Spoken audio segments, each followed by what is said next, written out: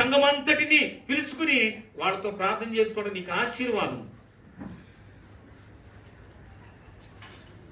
నిన్ను ఆశీర్వదించిన వాడిని నేను ఆశీర్వదిస్తా, నిన్ను దూషించిన వాడిని, చూసారా ఎవరినంట, దేవుని బిడ్డలని దేవుని సేవకులను దూషించు వారిని ఏమన్నాడు, శపిస్తానండి. ఎప్పుడు ఒక రోజు కాదు, 2 రోజులు, తరతరాలు శపించబడతాయి.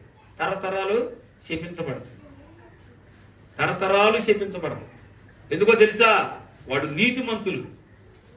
మరి ఎవరో చెప్పండి, ఎవరో పాపాన్ని విడిచిపెట్టి, లోకాన్ని విడిచిపెట్టి, లోకంలో ఉన్న అపవిత్రత అంతటిని విడిచిపెట్టి, లెక్కెత్తనమేటక నేను వాక్యం విను,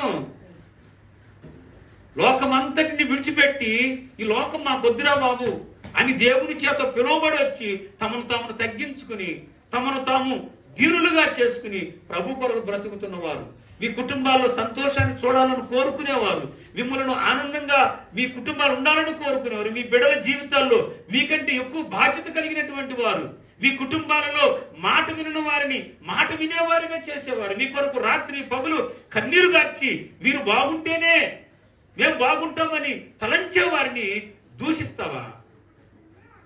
ఏమండి, నీ ఇంట్లో ఏమైనా ఆశించారా? నీ డబ్బును ఆశించారా? నీ బంగారాన్ని ఆశించారా? నీ వెండిని ఆశించారా? లేదు పిల్లనా, నువ్వు మారు మనసు పొంది నువ్వు పరలోకం చేరాలని ఒక ఉద్దేశంతోనే దేవుని బిడ్డలు ఇక్కడికి వచ్చారు. దేవుని బిడ్డలతో పిల్లలను మర్యాదగా మాట్లాడి, ఎక్కడ అమర్యాదగా నువ్వు మాట్లాడావా అంటే నువ్వు శిక్షార్హుడితో గుర్తుపెట్టుకో.